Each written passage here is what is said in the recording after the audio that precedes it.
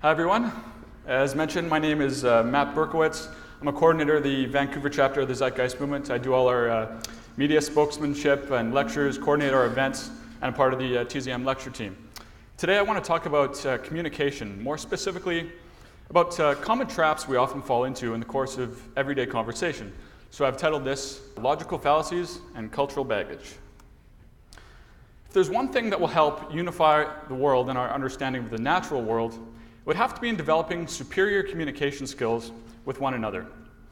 Perhaps a secondary concern to overhauling the economic structure, but in many ways also a concomitant issue that needs to be dealt with in upgrading the human value system, is the need to socially evolve our communicative practices. In order for humanity to realize a new way of living, we're going to have to figure out how to communicate with our fellow human beings in a more mature, more scientific, and logical manner. Perhaps one of the greatest impediments to effective communication lies in a lack of common understanding of physical reference, very similar to the ambiguity of a clear physical referent for our economic system. This parallel should be understood. Imagine in the course of everyday conversation with someone else, if every word each of you used was commonly understood amongst the two of you. Would it not eradicate much of the potential for disagreement or imprecise communication? There's considerable evidence that the brain can process information much more competently with verbal and visual neurological anchor points, which allow ideas to be consolidated and identities established. All the more reason for a rigorously defined physical reference for our language. Stuart Chase, in his seminal work entitled The Tyranny of Words, describes a continuum of the degrees of abstraction that words can possess.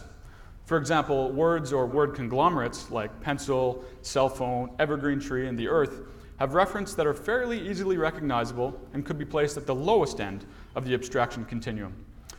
Whereas words like freedom, individuality, spirituality are often quite vague, have multiple possible definitions, and often used sloppily in communication, and therefore they'd be placed at the highest level of abstraction. Part of the problem, of course, is the way in which the establishment has perverted various words and institutions that claim to portray essentially the opposite of what they're actually doing. In a world where news-selling institutions dictate what we believe and think like a propaganda machine, where music and other art forms are corrupted down to commercial ventures devoid of artistic integrity, and where free voluntary exchanges really translate to coerced slavery-inducing necessities, it's no wonder our current level of communicative discourse is confused. And then there's the utterly nonsensical abuse of the language by charlatans who wish to sound intelligent and sophisticated, humorously satirized by this Deepak Chopra quote generator. Who knows what the physical referents are in all of these examples? However, even if there were clear physical reference, the depraved culture we live in has an unfortunate tendency to cause people emotional upset when their established beliefs are challenged. So another major barrier to effective communication, and likewise the ability to update our beliefs and perspectives, lies in a common failure. This is very simply the failure to distinguish between criticism of an idea you hold and an attack on your character. While it is certainly true that many people do see themselves this way, this doesn't make the reality such. The fact that people with fixed belief systems, whether religious, political, economic, or otherwise philosophical, are unable to distinguish between information they believe being criticized and their character being attacked is a serious problem of any established belief system. Imagine if scientists who held competing theories operated this way. Imagine if when their theories were scrutinized for lack of soundness or validity, that rather than evaluating the criticism, they became personally offended at the attack on their character. We'd still be in the dark ages, and social progress would be nearly impossible. If society is ever going to mature, we need to become much better at making this distinction. To discuss a religious theology or other data set is not to discuss those who believe in or follow it. Information itself is neutral. To become entangled with the fate of information's validity is to make yourself vulnerable to it being disproven and thus suffer serious emotional distress. The beauty of the scientific worldview is that one can change his or her mind on a dime without suffering from emotional baggage that is created when one invests emotionally in a fixed belief. It's a sort of reverse ad hominem logical fallacy. Rather than being the person who is attacking the arguer instead of the argument, the person fails to distinguish between feeling attacked and having his or her argument attacked. And that brings me to my area of focus for this talk, logical fallacies, how they relate to effective communication, and more specifically, how we deal with the fallacies we frequently encounter when discussing and promoting the concepts we do in the Zeitgeist movement. So, what is a logical fallacy? It's very simply an error in logical argumentation, and there are two types. One is a formal fallacy, which refers to a flaw in a deductive argument, and the other is an informal fallacy, which is simply an argument that is fallacious for reasons other than the structural flaws. These are the types of logical fallacies I want to discuss today, as they can be more convoluted and difficult to spot. They are the kinds of trickery that are often dishonestly used to silence any dissenters of the status quo, and they're also simply the result of an ignorance of the information being presented and an inability to evaluate the claims being made, usually due to some personal bias or deep-rooted psychological conditioning. But usually, as is classic with illogical thinking, the person thinks he or she is being logical. Perhaps the most common logical fallacy there is the argument from ignorance, which asserts that a proposition is true simply because it has not yet been proven false. We often tend to inject our own preferential explanations into a real or perceived gap of knowledge, whether to reinforce some emotional association or to make it seem like we know more than we do. This is most common with religious claims, where the idea of God is used to plug in gaps in human understanding. However, we hear this type of fallacious reasoning all the time in the Zeitgeist movement. Perhaps the most common is the human nature argument, where people who are unaware of the true causes of human behavior attribute it to genes or human nature, simply because they are ignorant of the behavioral chain of causality. The same fallacy is also made by attributing unexplainable human behavior to the free will argument. That is, the originator of a person's behavior was that person, ruling out any possible prior cause. Really, unexplainable human behavior is just that, unexplainable. That is, until we figure out the mechanism that generates it. To invoke tired cliches like the human nature of free will arguments to fill such gaps are arguments from ignorance and thus inherently fallacious. The argument from ignorance often leads into another fallacy called the burden of proof fallacy, which is simply when someone who is making a claim attempts to shift responsibility to someone else to disprove that claim. Of course, the burden of proof or evidence is always on the person making the claim. Often, critics will propose that we're promoting something communist or totalitarian and assume the burden of proof is on us to disprove such a ridiculous contention. The onus is always on the person making any such proposition to validate such a claim. Then there is the ubiquitous ad hominem attack, a fallacy invoking the attack of a person's character in an attempt to undermine their argument, rather than addressing the argument. Any person or group that challenges dominant beliefs of the status quo that are held as sacrosanct will unfortunately make themselves a target for all sorts of emotionally driven personal attacks. The hate-filled TZM sites out there provide a number of humorous examples of this, which rarely address the specific claims of the movement, but rather seek to disparage through a range of emotionally driven tricks.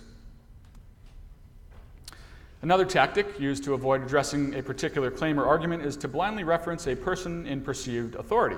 This is called the argument from authority, which doesn't advance discussion one iota, but rather is a plea to ignorance and an attempt to validate an idea because someone with credentials holds a similar view. We get many variations of this all the time. Those in opposition to our advocacy will often either reference some grandfather figure of free market theory to uphold the market system, or point out the lack of mainstream credentialed authorities who are sympathetic to TZM's claims, all the while not addressing the claims. Then there is the straw man, an extremely common fallacy, whether intentional or not. This is when someone misrepresents an argument to make it easier to attack. The Zeitgeist movement gets this in many forms, whether it's through erroneous labeling, as in accusations of promoting communism, anarchy, or some form of tyranny, or other rather comedic suggestions that we only advocate what we do because we don't want to work, or that we want to limit people's freedom. Another related fallacy is the association fallacy, where connections between two pieces of information are drawn where none exist. One version of the association fallacy is the prima facie, or face value association, whereby the person assumes that because two things share properties, they therefore must be the same. Again, we get this a lot with claims that we're promoting communism, socialism, a dictatorship, or other thoughtless distinctions. Often when two ideas share a similar characteristic or tenet, they're simply equated as the exact same. Changing gears here, we have the false cause fallacy, or the non sequitur, which incorrectly assumes that one thing is the cause of another. One common version of this is when two events may be correlated, but are falsely assumed to be causally linked.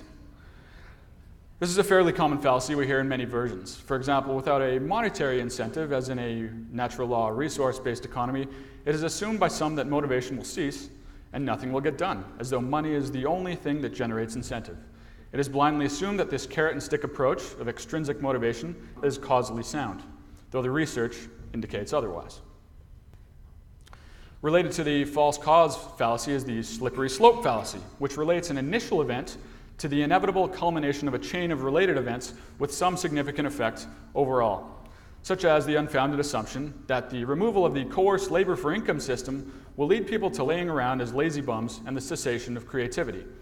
As mentioned about the previous fallacy regarding the science of motivation, the behavioral sciences finds this to be wholly fallacious. Next up is the loaded question fallacy, which is a question put forth that contains an unjustified presupposition or assumption, such as, how does the Zeitgeist movement plan to take away possessions of the rich in order to equalize society? Usually the best response to this kind of question is to challenge the assumption rather than attempt to answer the question. Closely related is the ambiguity fallacy, which involves someone using a double meaning, vague language, or some kind of semantic trick to misrepresent the truth. While politicians are often most guilty of this, people become entrapped in this fallacy quite often. In relation to TZM, we're often asked, what will happen to individuality or spirituality in such a new social model? As though such words have one strict meaning. And then there is the fallacy fallacy, which incorrectly assumes that the failure to defend an idea proves that that idea is false. Ironically, if you're unconvinced by what I'm saying, it doesn't necessarily mean that my claims are incorrect, just that I've failed to properly substantiate it. And then we have the mind projection fallacy, a common logic trap any person or group encounters when challenging traditional philosophies or values.